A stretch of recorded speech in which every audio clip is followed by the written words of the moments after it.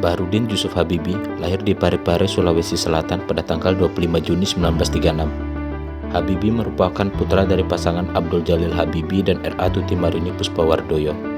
Di masa kecil, Habibie telah menunjukkan kecerdasan yang sangat tinggi. Ia adalah alumni dari Rheinische-Westfalia Technik Hochschule Jerman pada 1965. Habibie muda menghabiskan 10 tahun untuk menyelesaikan studi S1 hingga S3-nya di Aachen, Jerman. Sebelum terjun di dunia politik, ia dikenal sebagai profesor dan ilmuwan di bidang aviasi internasional. Semasa hidupnya, beliau sempat menjabat sebagai Menteri Negara Riset dan Teknologi dari tahun 1978 hingga 1998. Setelah itu menjadi Ketua Tim Keputusan Presiden, lalu kemudian diangkat menjadi Wakil Presiden Republik Indonesia pada tahun 1998, lalu pada selanjutnya menjadi Presiden Republik Indonesia pada 1998 hingga 1999. B.J. Habibie adalah salah satu sosok yang sangat menginspirasi dan dianggap menginterpretasikan nilai-nilai berakhlak atau core value ASN. Berorientasi pelayanan. Dikenal sebagai salah satu masa pemerintahan terbaik, B.J. Habibie dikenal sangat aware terhadap apa yang terjadi di masyarakat. Salah satunya Presiden ketiga RI ini berani mengambil langkah berbeda dengan pemerintahan sebelumnya, dengan mengeluarkan Undang-Undang Nomor 40 Tahun 1999 tentang pers yang menjadi pembuka bagi masyarakat bersuara dan memberikan kritik. Ia paham bahwa masyarakat menginginkan perbaikan. Masyarakat ingin pemerintah memberikan kebebasan berpendapat untuk memperkuat partisipasi masyarakat dalam pemerintahan. Akuntabel. B.J. Habibie pernah menolak percobaan suap saat mengembangkan industri pesawat terbang nasional.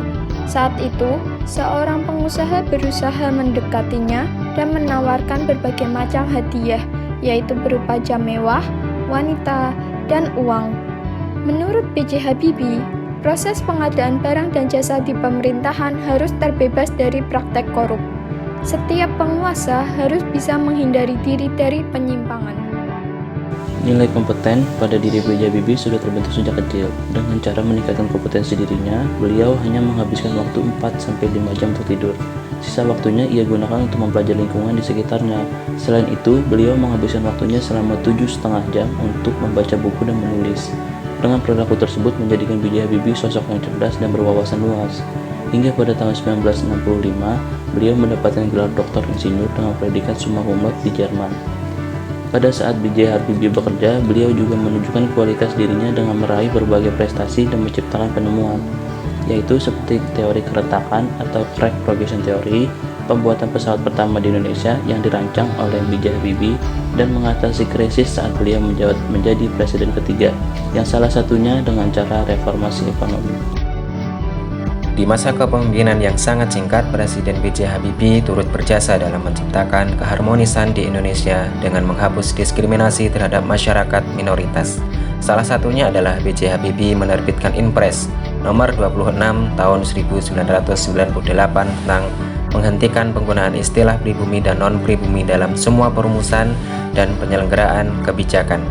Setelah itu, B.J. Habibie mengeluarkan aturan yang menghapus diskriminasi kepada warga Tionghoa dengan menerbitkan Inpres nomor 4 tahun 1999. Jadi yang dilakukan B.J. Habibie merupakan salah satu panduan perilaku dari harmonis, yaitu menghargai setiap orang apapun latar belakangnya. Nilai loyal. Nilai loyal yang ditunjukkan oleh B.J. Habibie adalah beliau merupakan sosok yang mencintai tanah air.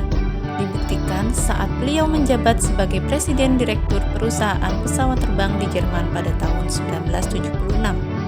Namun, ketika mendapat panggilan dari Presiden Soeharto, beliau tanpa ragu langsung memutuskan untuk kembali ke tanah air dengan alasan kesetiaan dan dedikasinya kepada negara, dengan memberikan segala ilmunya demi mewujudkan kemajuan bangsa dalam perkembangan iptek. Adaptif.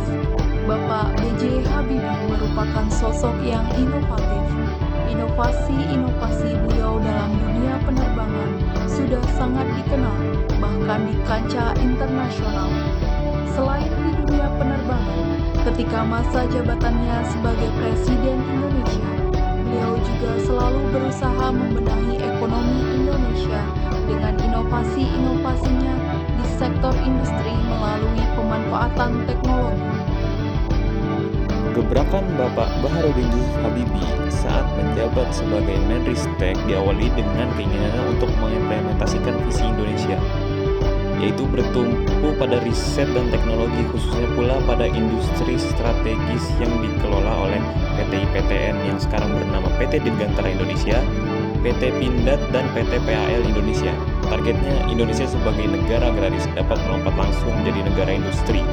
Dalam hal ini termasuk salah satu pola perilaku ASN kolaboratif, yaitu menggerakkan pemanfaatan berbagai sumber daya untuk tujuan bersama.